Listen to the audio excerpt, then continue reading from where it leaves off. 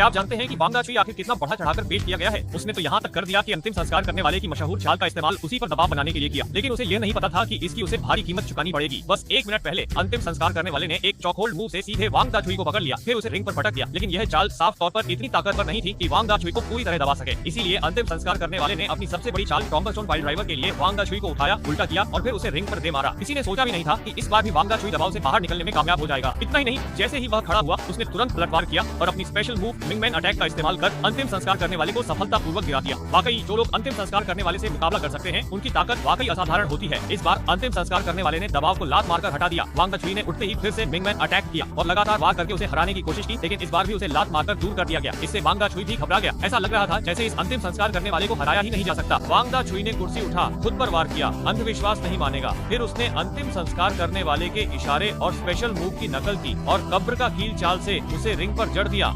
लेकिन किसी ने भी नहीं सोचा था कि इस बार भी अंतिम संस्कार करने वाला लात मारकर बच निकलेगा। वांग दा छुई घबराहट में अंतिम संस्कार करने वाले को खत्म करने के लिए हथौड़ा इस्तेमाल करना चाहता था, लेकिन अनजाने में अंतिम संस्कार करने वाले ने उसे ट्रायंगल लॉक से काबू कर लिया।